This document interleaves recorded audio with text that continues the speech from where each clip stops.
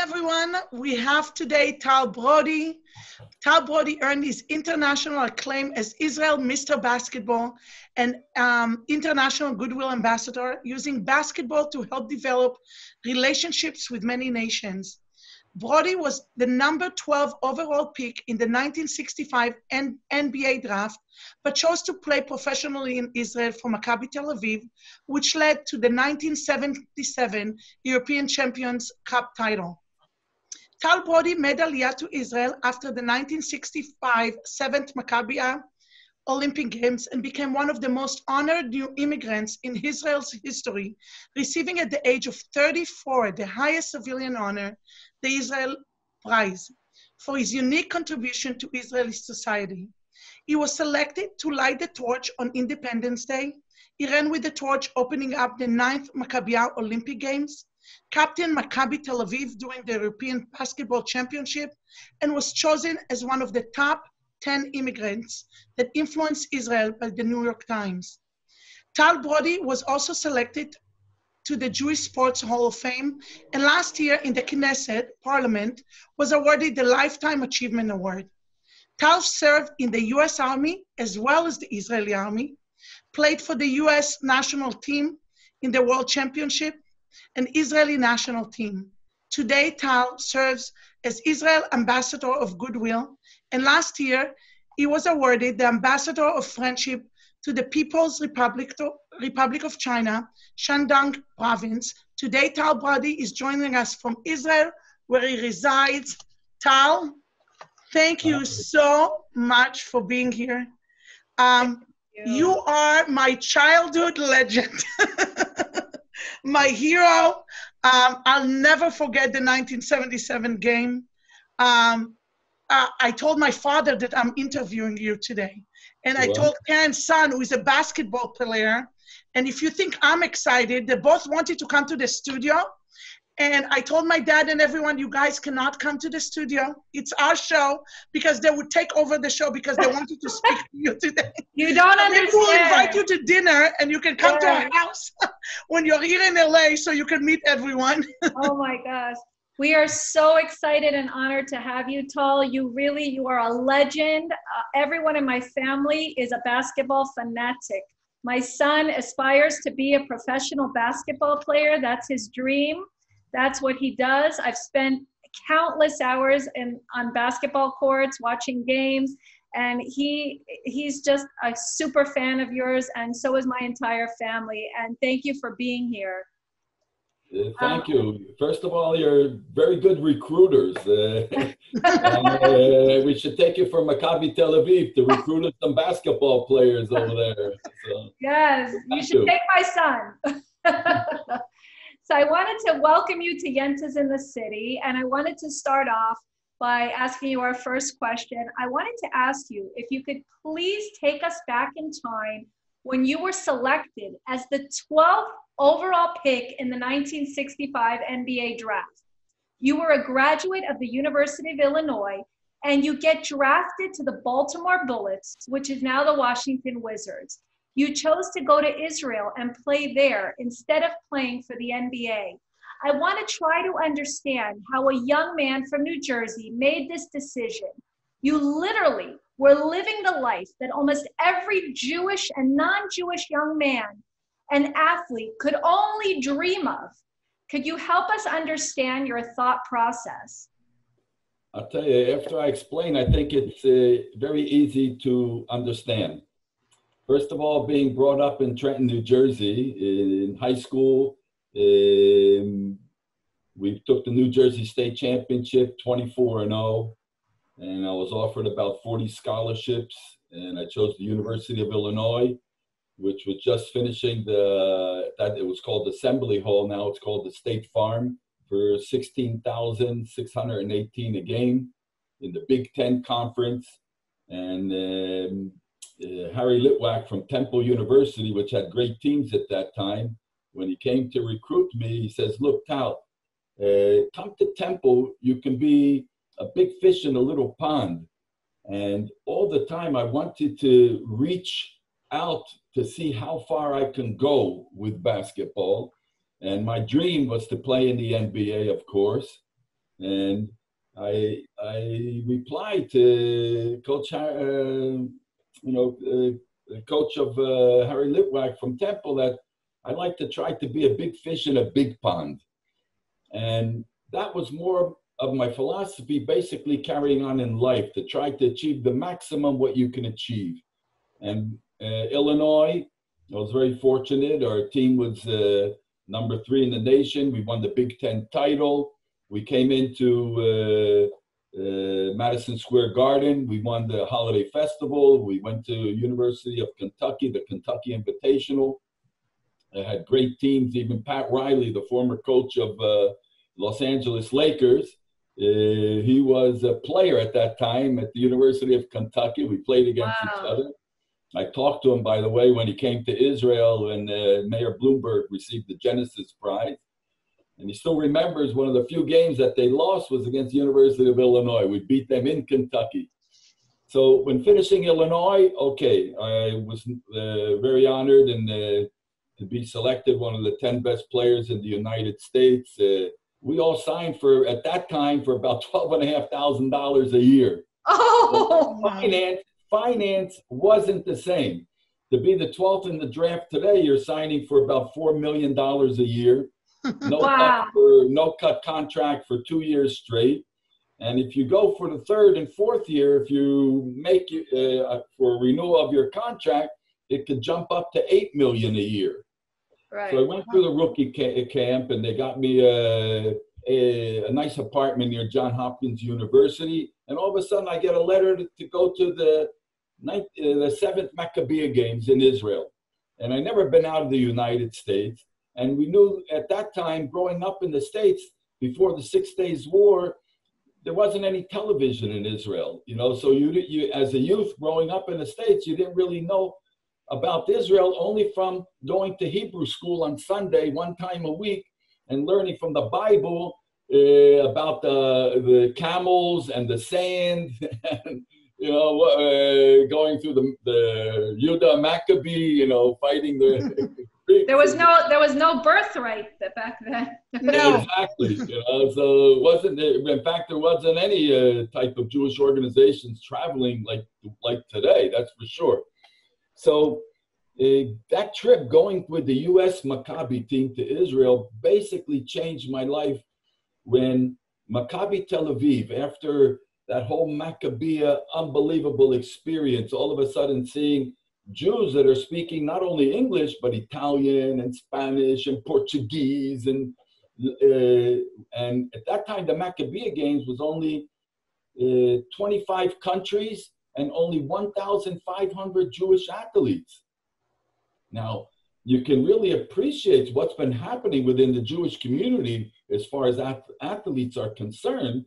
The last Maccabiah Games, we had over 10,000 Jewish athletes participating from close to 80 countries. Wow. So the Maccabiah Games, like Birthright, like JNF, and like all Young Judea, and many of the groups that are out there, it's giving that experience like I had participating in that 7th Maccabiah Games. So Maccabi Tel Aviv comes to me after the Maccabiah Games with all that excitement and emotion of seeing and traveling around Israel on the buses with all the U.S. team and everything. And here's this guy, Noah Klieger. He was he passed away, he's a famous writer for the Idiot Achronot newspaper in Israel. And he's talking with me, and I see on his arm the numbers from the concentration camps.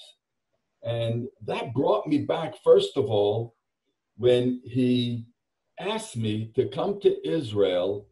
He says that, look, first of all, Abe Poland, the Jewish guy that was the owner of the Baltimore Bullets and Washington Wizards, I really have to thank him because, I obligated to the Baltimore Bullets, and here he let me go to Israel.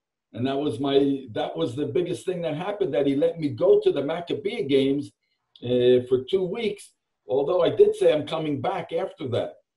So here's this fellow, Noah Klieger. He's asking me to come to Israel. Israel is suffering from a very serious matun, a recession. We have Arabic boycotts all around the country. People aren't smiling.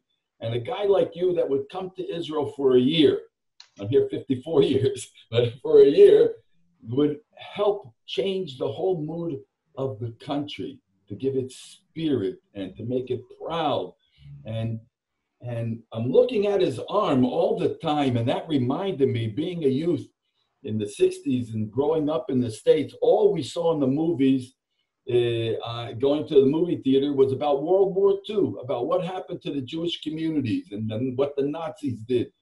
And this reminded me of that feeling as a Jewish kid, as a teenager, that you felt what they call hoser onim. You felt, what can you do? What can you do? I mean, here I am in the United States, and I felt that, I was lost, and I felt that, so sorry for what was happening. And then here's this guy that asked me to come to Israel for 1 year. So taking that into consideration, and taking that my father from Russia, Poland, in Lodz, came to Israel, and he was here in Israel from 1921 to 1923, and my grandfather from 1921 to 1931. And they were with the crew that built the first electric station in Naharaim, and also in Tel Aviv, in Herzliya, the first airport in Tel Aviv, plus a Bet Cafe on the Tel Aviv waterfront. So I had all this together, and here's this fella, Noah Klieger, coming out of the concentration camp, asking me to give 1 year out of my life. I never thought it's going to be 54 years. Wow. And that's basically made that decision that, you know what, I'll come to Israel for 1 year. At that time, even the telephones in Israel weren't working. They had a telephone that you use this coin. I think if anybody's from Israel that's with us, they had a coin that you had a hole in the middle of the coin. You would put it into some sort of like jukebox or machine. But I did hear, when I was talking to the Bullets, I told them, I said, well, look, I have this offer to come to Israel and to help make the basketball sport that can bring a lot of excitement to the public and honor to Israel. And I said, you know what, I'm going to come for a year, and then after that, we'll see what's happening. Did your parents support that decision? Yes, my parents always supported me. When I went to the University of Illinois from Trenton, New Jersey, 800 miles away from home, they supported. First of all, they saw that it's keeping me off the street, so it's good. So they were glad that I was in basketball, And the fact that I got a scholarship to study and everything, they're super glad. And so that gave me the decision to come to Israel for 1 year. But what gave me the decision to stay was what I saw, what basketball was doing for the country. When we started to play in the European Championships in Israel that never got past the first round of the European Championship, we all of a sudden started to beat teams from Belgium, from Europe. And then when we played in East Europe, behind the Iron Curtain at that time, I saw what it meant for the Jewish communities that survived the Holocaust, that were there, how proud that they were that a team from Israel, could come in and play and even beat their top teams. They would come up to us after the game and hug us and kiss us, and it was unbelievable. And that also was in my mind that say, geez, this is even greater than the decision of just to come play basketball in Israel for 1 year. I saw what the basketball was doing for the country and for the Jewish community. So I want to take you, Tal. In 1972, our Israeli athletes are killed in the Olympic by Palestinian terrorists. Then we have the 1973, we have the Yom Kippur War. Just like you said, Israel is under a great recession. There is overall sadness. The morale is down. And I want to take you to a game in 1977 in Belgium. You know what I'm talking about, but not the championship game. It's the game against CSKA, the Soviet Union team, which had the same players that won the US team in the 1972 Olympic Games. We are in Belgium because the Russians didn't really want to come. There was a whole, I think, what was his name? Shimon Mizrahi, I think it was, correct me. He negotiated it. It was agreed that you guys will play in Belgium. In a neutral court. The neutral court. Neutral, you know. And you end up going to this game, a game that nobody thought you guys will win because of the players on the other team. And not only do you win 79 to 91. 91. And the newscaster runs right after the game, and he goes up to you, and you're going to say a slogan. You're going to say something that became the Israeli slogan, I think, over the years. אנחנו על המפה, ואנחנו נישאר על המפה. We are on the map, and we are going to stay on the map. Not only in sport, but in everything. Right. And that slogan, even my kids use it now in the Tzofim and different organizations. And a lot of them don't even know where that slogan came from, you know? I want to take you back. It's always good to win, especially as Israeli team. But winning in Belgium, the Russian team who refused to play with us, how did it feel? And what triggered you out of everything you could have said? You just won this, you know, big thing. And what triggered you to say that specific saying? Why did you say, what was it inside you, the feeling that made you burst it outside and say that sentence? Mm-hmm. I'll tell you, it's something that you don't prepare for. You know, you prepare to play a basketball game, you know, and use your skills and things that coming out of excitement and coming out of spontaneously or instantly from your heart are usually that the things which are right and they are sincere and stay. So sometimes even Mickey Berkowitz, that has family in LA, his daughter's in LA, he's one of our top players with Maccabi. He says, Tal, didn't you write a note and read from a note?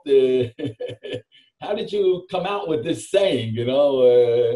And it just came out of my heart because going to Israel, as I said, seeing what was happening in Israel because of basketball and coming up now, it wasn't against Russia of today. It was the Soviet Union. Right. 20-some satellite countries, which they took the best players from each of those countries, which are now like Croatia, Serbia, Ukraine, Slovenia, you know, all those countries that have Doncic and all those great players that go to the NBA from their particular country were all put together in one national team, which was the Russian Army team, CSKA. So if anybody in Israel would think, you know, or thought that we would beat this team, nobody thought it. Nobody thought it. Even the coach said, guys, you know, do your best. If we don't lose by 40 points, and this is the same team that beat the United States team in the Olympics in '72. And it was like everybody was saying, well, we should stand up and don't be disgraced on the court. Nobody thought that we're going to win this game. But when, as captain of Maccabi, walking out with our players in back of me and Sergei Belov walking out side by side, we saw it was the first time that the Soviet team is going to change flags with us. And then we walked into the court. Now, when I say walked into the court, Sergei Belov, I would meet with him every year at the NBA All-Star Weekends. And I think when it was in Los Angeles, we met also in Los Angeles. And I would always ask them, I said, Sergey, how, after 7 years, the Soviet Union never let you play against us. You always dropped out of the European Championship from 70 to 77. And how did you get the permission? He said that when they went to the Soviet government, they said, well, look, they told them, they said, look, we beat the United States in the Olympics. How come you won't let us play Israel? What do you got to be afraid of?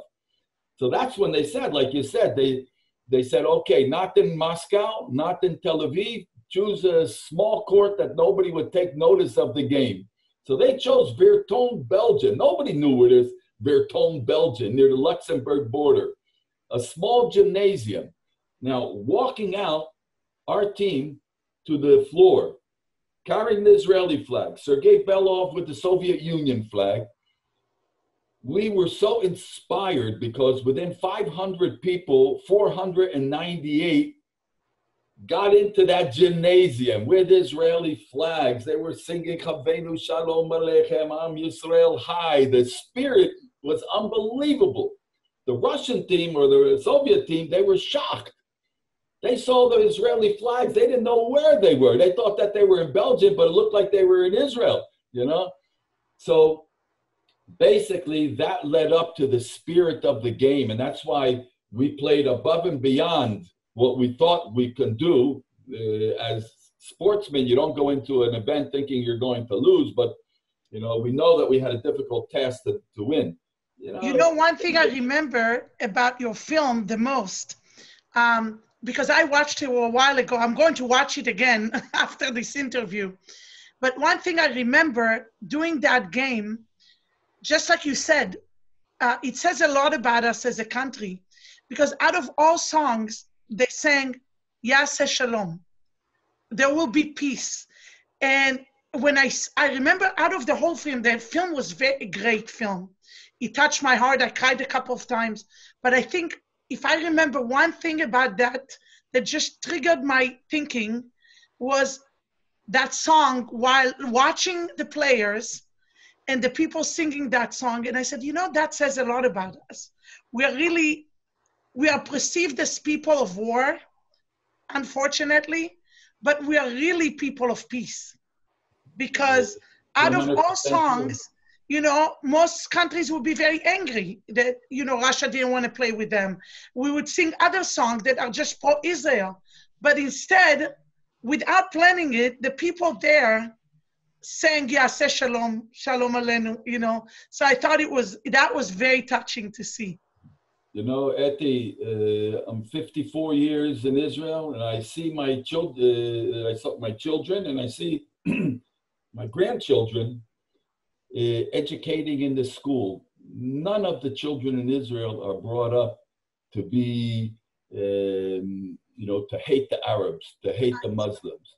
One of my granddaughters, she's studying Arabic as a second language in school. Another one, she's, you know, all of them, you learn English in Israel in the school system, but then you got a choice of Arabic or French. I wanted to use this time right now to actually shift gears a little towards the NBA and to talk a little bit about what's presently going on. The NBA today has received its lowest ratings on television. I don't know if you're aware of that, but Tucker Carlson from Fox News has higher ratings than NBA basketball right now.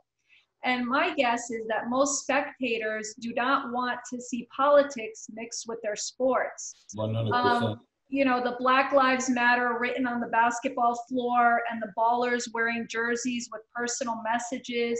What do you think will end up being the end game of all this? And no pun intended, the end game of all this. What do you think that will be? Well, you're definitely, I was brought up in the system of sports that you don't mix politics and sports. You can have your opinion. Even when they asked me to go into politics here, I didn't want to go into politics. I wanted to be a representative of the country. And that's why, as a Goodwill ambassador, I represent everybody.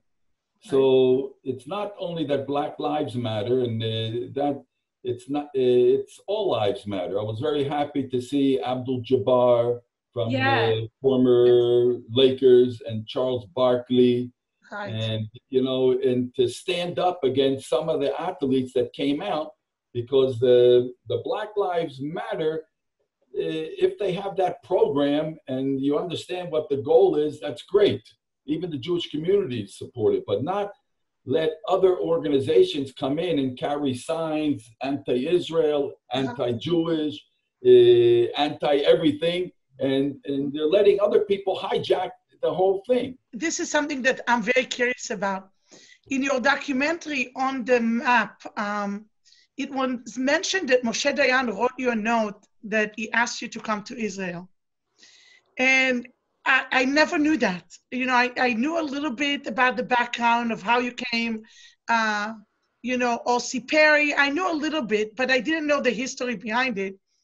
I wanted to find out how does a kid, not a kid, but a young adult from New Jersey gets to a point that he gets a note from the Minister of Defense of the State of Israel, from Moshe Dayan, who was like very famous guy all around the world back then. And I wanted you to elaborate a little bit, because one thing that came out of my dad's mouth, and that's why I'm mentioning it today, I spoke to my dad today and he said, you know, Moshe Dayan really liked, he really liked him, Tal Brody. And I go, what do you mean, Abba? And he goes, he liked all the players. He really liked basketball. But Tal was very special to him. And I wanted to find out, what was your relationship with Moshe Dayan? So I did 2 years in the United States Army. Now, before I was finishing the Army, I get this note in Passover from Moshe Dayan. Now, he was already a fan of Maccabi. He was like a friend of Maccabi Tel Aviv. And in the basketball games, my son would sometimes sit on his lap. Him and Rachel Dayan, they would be sit not far from me at the games when I retired. But during the time that I was playing, he would come down to the floor, shake the hands of all the players. So apparently, probably Maccabi said that, you know, Tal is finishing the U.S. Army, and maybe you can just give him a note of encouragement to come back to Israel. So I get this card from Moshe Dayan, you know, happy Passover, and we're looking forward you to come back and to join us and continue the work that you're doing. I just have to tell you, you're an amazing storyteller. I feel like Etty and I are like reliving your entire life. I mean, your grandchildren must have the best bedtime stories. Right. I'm loving every minute of all your life. All the stories. It's so impressive. And, you know, once again, I want to shift some gear right now and ask you about being a Goodwill ambassador. As an international Goodwill ambassador for Israel, how are you using basketball to help develop relationships with other nations? And what is your proudest moment as Tal, the Goodwill ambassador for the state of Israel? Okay. Well, first of all, as you said, as Etty said, that I received from the People's Republic of China, Ambassador of Friendship. And this was after you take a picture with Yao Ming, who's about 7'5" or 7'6" from the Houston Rockets, and they retired. He's now the head of the China Basketball Association. Oh. And so he, you know, as I said, I go to the NBA All-Star weekends, and he's very prominent, and you can't miss him every play. I mean, you can't miss the guy. He's so tall. You know, he's like a tower. Yeah. So our relationship in Israel, I know it's very tough between what's going on now, the U.S. and China, and Israel's like in the middle, but they're very, you know, as far as humanitarian, agriculture, medicine, pharmaceutical, fintech, these type of things are being developed, and it doesn't interfere with anything in the U.S., all the technology, the soft technology or whatnot. And so when I speak at conferences over there, and they ask me, what's the difference between Israel and China? Now you have 1,000 people in the audience, investment bankers, and you have 100 companies from Israel presenting. and they asked me, what is the difference between China and Israel? So the first thing, I show them a picture, myself standing next to Yao Ming.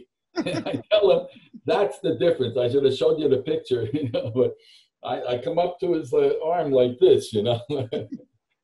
But anyway, so that's part of explaining also to China, because they don't vote for us in the United Nations, but they're not anti-Semitic, and they've been helping many Israeli technology companies, and we've been helping them as far as medicines and STEM, you know, as they say, many types of fields which are humanitarian based, especially in agriculture and water, things that Israel is the expertise.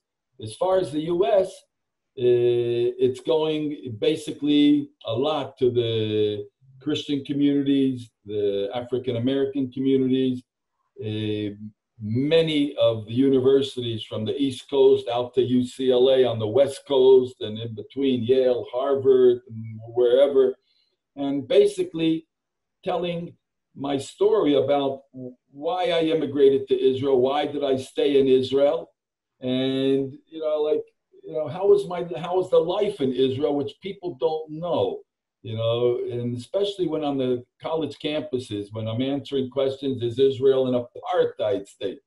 Why does Israel have walls? I have to explain to them it's not walls, it's security fence.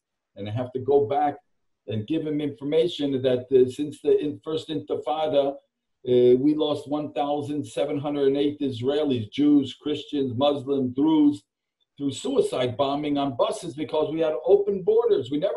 Israel never built borders between the Arabic neighbors.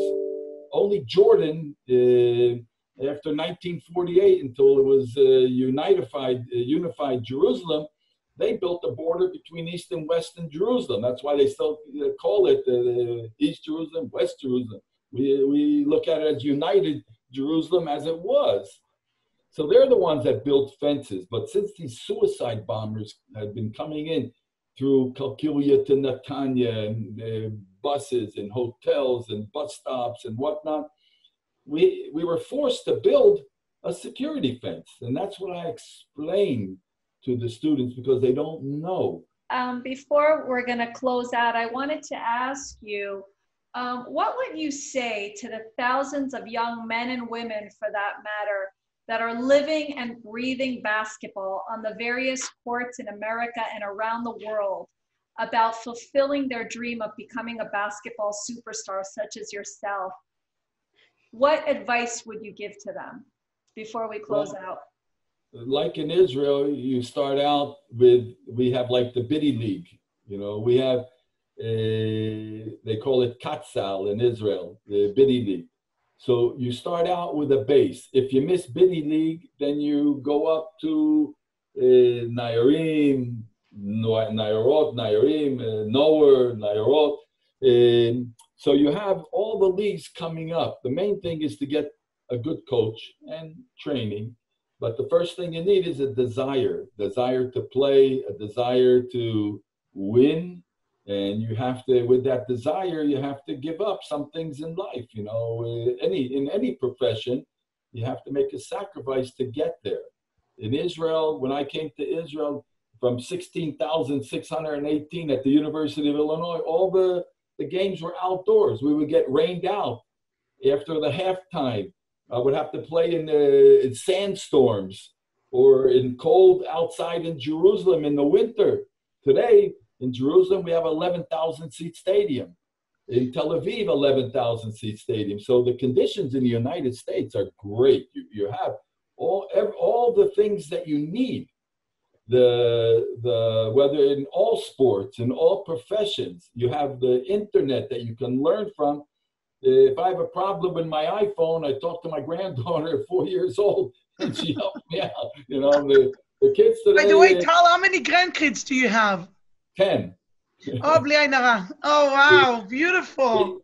3 in Herzliya, 3 in Kfar Saba, and 4 in Bnei Brak. For sure. Wow. You know that in Bnei Brak, you have more kids than you do in the Herzliya and Kfar Saba.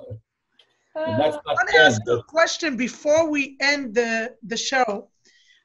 You know, I noticed that there is a lot of problem getting our youth, for example, it seems to me, just learning about you, reading about you, you always knew how to do, you always did the right thing. Like even when the championship, your dad was sick, he had a heart attack, even though you waited for this moment your whole life, you ended up flying back home, not knowing if you're going to, you almost got to the mountain and something happened, but you made the right choice. And I noticed that throughout just reading about different things, different choices you made in life, you always made the more difficult decision. It wasn't about you. You always did something that was good for everyone else, it seems like. And I noticed that a lot of our younger generations, they're not as passionate about Israel. They're not as passionate about, just like you said, building. They want it all right now. We want it right now. Some of them don't want to put the work. Some of them are not as passionate about Israel. They're not willing to do the thing that our generation was willing.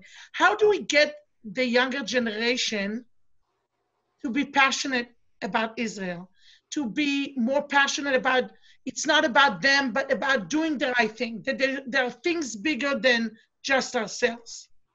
What do you think? Where do you think we're lacking? Okay, two things. About being passionate, myself also being brought up in the United States, I love the United States. I love my upbringing. I love everything. And that's why when you talk about making the right decision, I'm very proud at 77 with 10 grandkids that I look at 3 decisions which I was strong enough to make in my life. And when I look back and I say to myself, if I didn't make these decisions, I would have been very disappointed and it would have been hard to sleep at night. The first difficult decision was having and dreaming of an NBA career all my life, when it was at my fingertips, to be strong enough when I met that fella from the Noah Klieger with the numbers on his hand from the concentration camps, to say, you know what, I'm going to give up a year in my life and go to Israel and to make a change and see if I can make a difference. That was the first.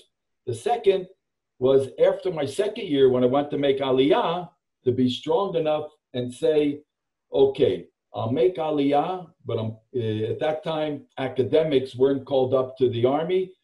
After Vietnam started to heat up in 1968, they started to call up the draft board, everybody that they could, and say, okay, I know what the situation is, but I'm gonna make Aliyah to Israel, knowing that I fulfilled all my obligations.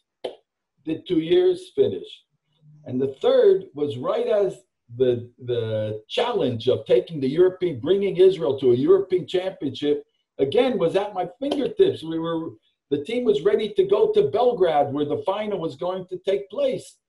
And all of a sudden, my dad gets a heart attack. And, again, to take something which was your goal all in life, and when you know that everybody wants you to go to there, but this is my dad, and in my mind, in my heart, I knew that the right decision was first to go back to the States and to see if everything is okay. And that's what I did. Now, how I know I made the right decision is when, after I was in the hospital and my dad opened up his eyes and like, what are you doing here, And the doctor said that he's out of intensive care with all those nozzle cords and everything on him, and he'll be okay. You can go back to Belgrade, or you can go to Belgrade and join the team. When I got to JFK Kennedy Airport, there was no ticket. And I said, I got to get to Belgrade. We have the European Championship. The Maccabi sent a ticket, but they said, well, you're not listed and the plane is full.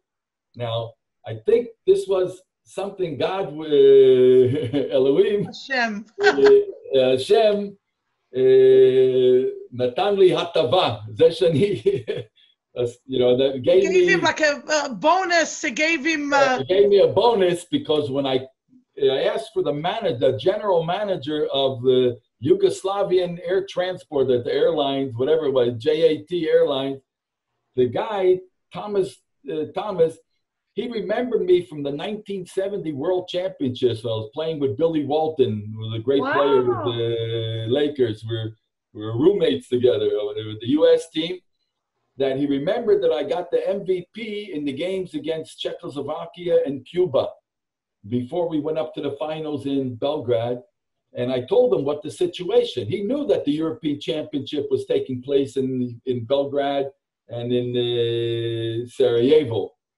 And he took me and he put me on the plane without a ticket. Wow. It was supposed to have been full. I don't know who they took off or what. I didn't ask them. Sat me on the plane, and I got to the game in time. And oh my so God. what I'm saying, if I did make that decision to go see my dad, I would have never regretted it in my life. He lived a few years after that, 3 years after that. But if something would have happened and I didn't go back, it would have been tragic, you know, in thinking all my life, you know. So Hashem rewarded me because I made the right decision. I agree with you, 100%. You did. You truly are so inspirational. You are inspirational. I just want to thank you so much for being here today. I just want you to know that both Etty and I know you are a legend because only legends make the hard choices you made to do something that is greater than yourself. You made history, not just as an individual and basketball player, but also for our homeland. You truly put us on the map. Thank you for being Israel's ambassador of goodwill. Israel needs more people like you who are doers. We feel so blessed that you took time out of your busy schedule to be here with us today for this interview. And we hope that the next time you come to Los Angeles that we can take you to dinner. Or if we're in Israel, that we will take you to dinner in Israel. It would be our honor. And I want to thank all of our followers for listening to this episode.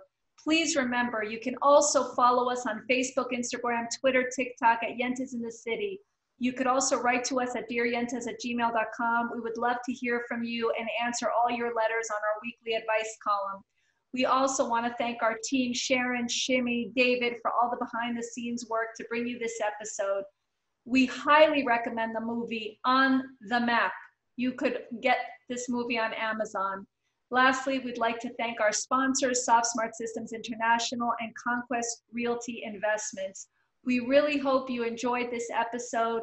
We have a lot more coming. Until next time, this is Karen Cohen and Etty Elkis, and we are Yentas in the City. Please be safe, Tal, and thank you. Thank you.